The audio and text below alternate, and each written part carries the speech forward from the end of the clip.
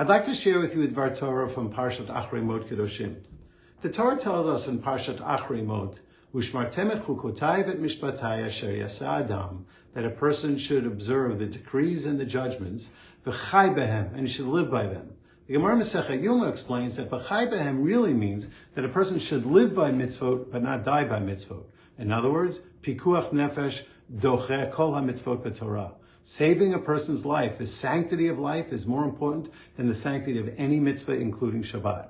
Now let's go back a little. In Parshat Kitisa, the Chatam Sofer shows us that there are more words describing building the Mishkan than there are describing creation of the world.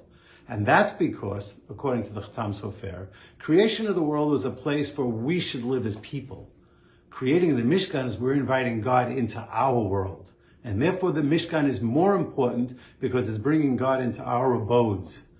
And adding to that is Pikuach Nefesh and Shabbat. Shabbat is even more important than the Mishkan.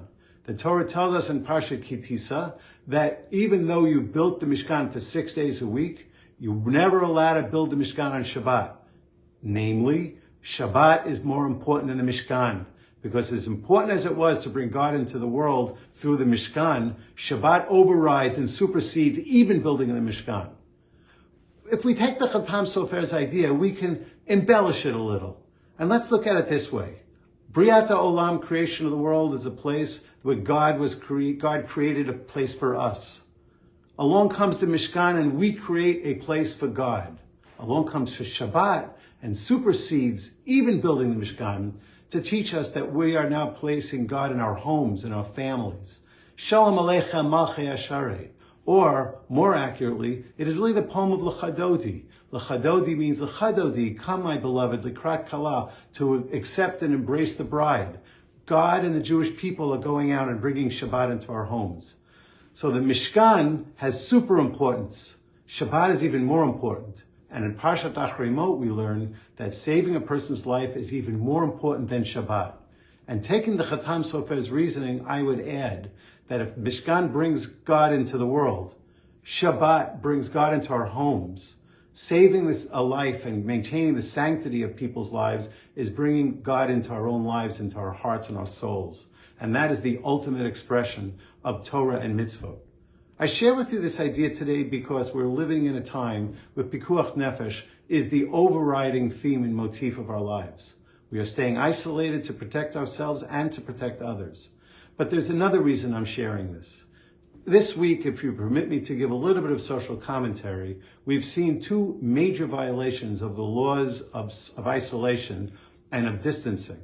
And they were both done in respects in name of performing a mitzvah of lavayat hamet, of accompanying a dead person and giving that person respect. People who didn't understand, who violated the laws of social distancing, missed the entire concept of a hierarchy of mitzvot. Not all mitzvot are equal and the same.